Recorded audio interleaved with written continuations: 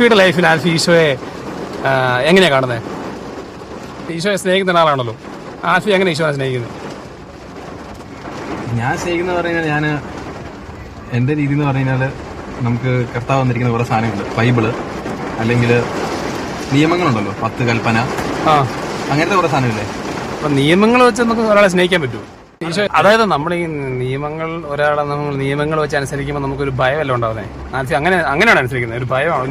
നിയമം പാലിക്കുന്നു അങ്ങനെയാണോ? ഒന്ന് ഡിഫൈൻ ചെയ്താൽ. എന്റെ കയ്യിൽ എന്നെ സംബന്ധിച്ച് ഈശോ എന്ന് പറയുന്ന ഒരാളുണ്ടെന്ന് എനിക്ക് ഉറപ്പാണ്. കാര്യം സംശയമൊന്നുമില്ല. അപ്പൊ പിന്നെ നമ്മളെ സഭ പഠിപ്പിക്കുന്ന കുറെ കാര്യങ്ങളുണ്ടല്ലോ. ഇപ്പം പള്ളിയിൽ പോകണം, അല്ലെങ്കിൽ കുമ്പസാരിക്കണം. ഇത് പലപ്പോഴും പറ്റാറില്ല. ഇപ്പൊ എല്ലാ ദിവസവും പള്ളിയിൽ പോകുന്ന കാര്യങ്ങളൊക്കെ ചിലപ്പോൾ മുടങ്ങിപ്പോകും. പക്ഷെ ഇതിനകത്ത് എന്നാ പറയുന്നത്, മാക്സിമം ചെയ്യാൻ ശ്രമിക്കുക. അതായത് വീഴുമ്പോ തന്നെ ഉടനെ എണീക്കുക. പക്ഷെ നമുക്ക് അന്നേരം അങ്ങനെ ചെയ്യുമ്പോൾ നമുക്ക് ആ വ്യക്തിയോട് ഒരു സ്നേഹം ഉണ്ടാവണമെന്നുണ്ടോ? അപ്പൊ ആരും സ്നേഹത്തിന്റെ പുറത്തല്ലേ ചെയ്യുന്നത് ഞാൻ ചോദിക്കുന്നത്. അല്ല, സ്നേഹം ഉള്ളതുകൊണ്ടാണല്ലോ ചെയ്യാൻ ശ്രമിക്കുന്നത്. അല്ല, അങ്ങനെ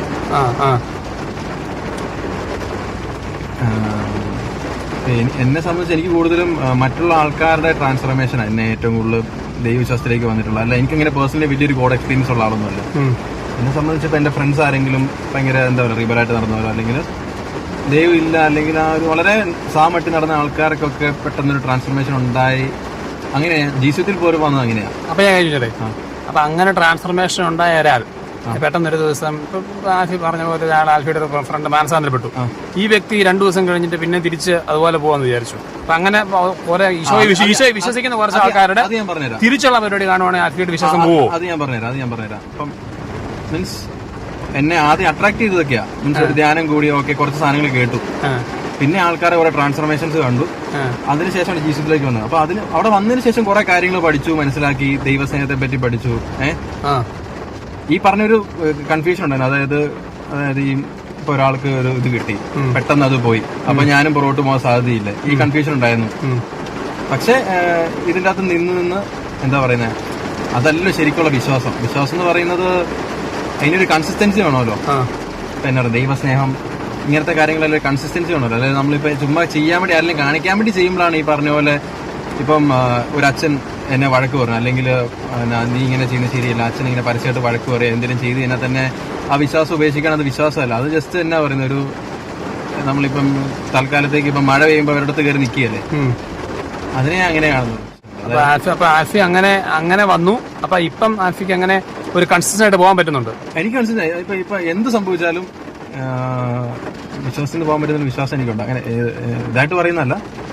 ഇപ്പൊ നാളെ ഇപ്പൊ എനിക്കറിയാം, ഇപ്പം ഒരു ചെറിയ കാര്യം, ഇപ്പം നമ്മൾ സീറോ മലബാറുണ്ട്, ലാറ്റിനുണ്ട്, മലങ്കരയുണ്ട്. ഇപ്പം നാളെ മാർപ്പാപ്പ പറയുക ഇതെല്ലാം നമ്മൾ ഒരുമിച്ചാക്കുക, അല്ലെ ഇതെല്ലാം ഒറ്റ പ്രെയർ ആക്കുക.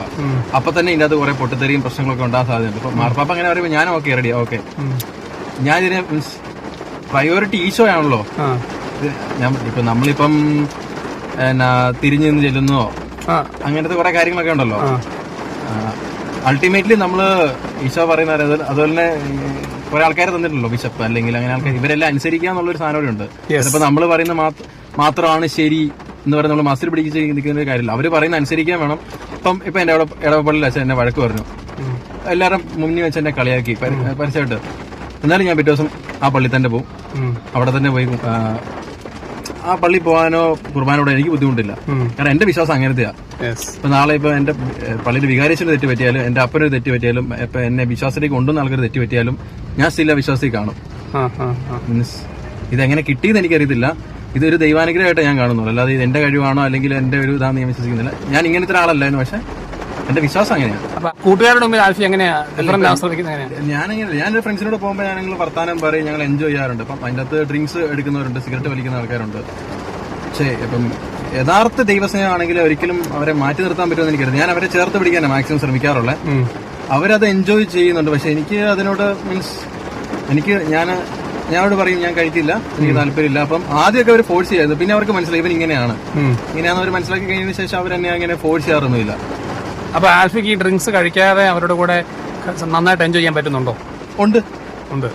മീൻസ് ഞാൻ അവിടെ ഇരിക്കാറുണ്ട്, ചെയ്യാറുണ്ട്. പക്ഷെ എനിക്ക് ആ ഒരു ഫ്രണ്ട്ഷിപ്പ് ഉപേക്ഷിക്കാൻ ബുദ്ധിമുട്ടുള്ളതുകൊണ്ടാണ് ഞാൻ അവിടെ ഇരിക്കുന്നത്. എനിക്ക് കാരണം ഓക്കെ, അത് അവർക്ക് ഇഷ്ടമുള്ള ഒരു കാര്യം. പക്ഷെ ഞാൻ അവരോട് പറഞ്ഞിട്ടുണ്ട്, എടാ ഇങ്ങനെയാണ് കാര്യങ്ങൾ, എനിക്കറിയാവുന്ന കാര്യങ്ങൾ ഞാൻ പറഞ്ഞു കൊടുത്തിട്ടുണ്ട്. പിന്നെ അത് വിശ്വസിക്കാതിരിക്കേണ്ട അവരുടെ തീരുമാനമാണ്. കാരണം ഞാൻ അങ്ങനെ ഫോഴ്സ് ചെയ്യാൻ പറയും. കാരണം ഫോഴ്സ് ചെയ്യാൻ പോയി കഴിഞ്ഞാൽ അത് വേറൊരു ഇതായി പോകും. ഫോഴ്സ് ചെയ്യാൻ പോയി കഴിഞ്ഞാൽ ചിലപ്പോൾ അവർ നമ്മുടെ ഇഷ്ടക്കേട് വരുമോ. അപ്പൊ അവരും ആൽഫിയും തമ്മിലുള്ള വ്യത്യാസം എന്താണ്? അങ്ങനെ ചെയ്യാൻ എനിക്കറിയത്തില്ല. എന്നുവെച്ചാ അതല്ല, അവര് അവരുടെ രീതി എൻജോയ് ചെയ്യുകയാണല്ലോ. അതെ. അപ്പൊ ആൽഫിയുടെ രീതിക്ക് സന്തോഷിക്കുകയാണല്ലോ. അപ്പൊ ആൽഫിക്ക് ഇപ്പം ഏതാണ് ഏറ്റവും കൂടുതൽ അങ്ങനെ ഒരു സാധനം ചോദിച്ചാൽ എന്നെ പറയും? അതിപ്പം ഓരോരുത്തർക്കും ഓരോ രീതിയല്ലേ. ഇപ്പം എന്നെ സംബന്ധിച്ച് എനിക്കിതാണ് ഏറ്റവും, കാരണം ഞാനിതൊക്കെ ചെയ്യാൻ കാരണം എൻ്റെ ഒരു സ്വഭാവം വെച്ചിട്ട്, പഴയൊരു സ്വഭാവം വെച്ചിട്ട് ഞാൻ ഇതെല്ലാം ചെയ്യാൻ സാധ്യതയുള്ള ഒരാളായിരുന്നു. ഞാനിത് ചെയ്യാതിരിക്കുന്നതെന്ന് പറഞ്ഞു കഴിഞ്ഞാൽ എൻ്റെ വിശ്വാസം, അല്ലെങ്കിൽ ഈശോയെ എന്നൊരു വ്യക്തി ആരും എന്നാ പറയുന്നത്, നമ്മുടെ ലൈഫ് അല്ല, നമ്മൾ മരിച്ചതിന് ശേഷം ഒരു ലൈഫുണ്ട്. അങ്ങനെയൊക്കെ എങ്ങനെ പറയുന്നത്, ഒരു 10ാം ക്ലാസ് വരെ നോർമലായിട്ട് വീട്ടുകാർ പള്ളിയിൽ പോകണമെന്ന് പറഞ്ഞതിന്റെ പേര് നമ്മൾ പള്ളിയിൽ പൊക്കോണ്ടൊക്കെ ഇരുന്ന ആളാണ്. അപ്പൊ അതിന്റെ അപ്പുറം ദൈവം ഉണ്ട്, ഒരു എറ്റേണൽ ലൈഫ് ഉണ്ട്, അങ്ങനത്തെ ഉള്ള വിശ്വാസത്തിന്റെ പുറത്താണ് ഇങ്ങനത്തെ കാര്യങ്ങളൊക്കെ ചെയ്യാൻ തുടങ്ങിയത്.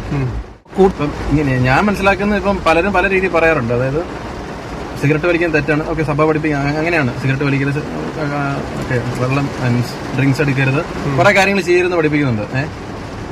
നിസാര പരീക്ഷ കോപ്പി അടിക്കരുത്, കുറെ കാര്യങ്ങളുണ്ട്. അപ്പം ഞാനിതെല്ലാം ചെയ്യാൻ ശ്രമിക്കാറുണ്ട്. അപ്പം എനിക്ക് എന്റെ അകത്തും എന്റെ പേഴ്സണൽ ലൈഫിലും പോരായ്മകൾ കാണും, എനിക്കറിയത്തില്ലാത്ത കാര്യങ്ങളോ, മീൻസ് ഞാൻ ഫോക്കസ് ചെയ്യുന്ന കുറച്ച് ഏരിയ ഉണ്ട്, അതിൽ ഞാൻ ഒരിക്കലും കോംപ്രമൈസ് ചെയ്യത്തില്ല. അപ്പം എന്റെ ഫ്രണ്ട്സ് ഇപ്പം അങ്ങനെ എന്താ പറയുന്നത്, ഡ്രിങ്ക്സ് കഴിച്ചതിന്റെ പേരിലോ സിഗരറ്റ് കഴിച്ചോ ഞാൻ ഒരിക്കലും അവരെ ഉപേക്ഷിക്കത്തില്ല. കാരണം എല്ലാവരും സ്നേഹിക്കണമല്ലോ, എല്ലാവർക്കും വേണ്ടി ആശു പ്രാർത്ഥിക്കും.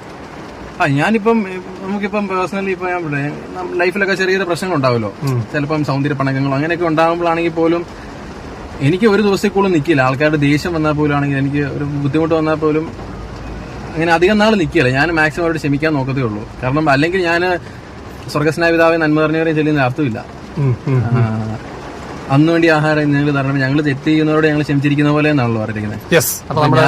ഞാന് ക്ഷമിച്ചില്ലെങ്കിൽ ഞാൻ ഈ പ്രാർത്ഥിക്കുന്നതും സംസാരിക്കുന്നതും പള്ളിയിൽ പോകുന്നതൊക്കെ അർത്ഥമില്ല എന്ന് വിശ്വസിക്കുന്ന മനുഷ്യർ നിങ്ങളുടെ സത്പ്രവർത്തികൾ കണ്ട് നിങ്ങളുടെ സ്വർഗസ്നായ പിതാവിനെ മഹത്വപ്പെടുത്തേണ്ടതിന് നിങ്ങളുടെ വെളിച്ചം അവരോട് പ്രകാശിക്കട്ടെ. ആൽഫി എല്ലാവരുടെ മുമ്പിൽ ഒരു പ്രകാശമായിട്ട് നിലകൊള്ളുക.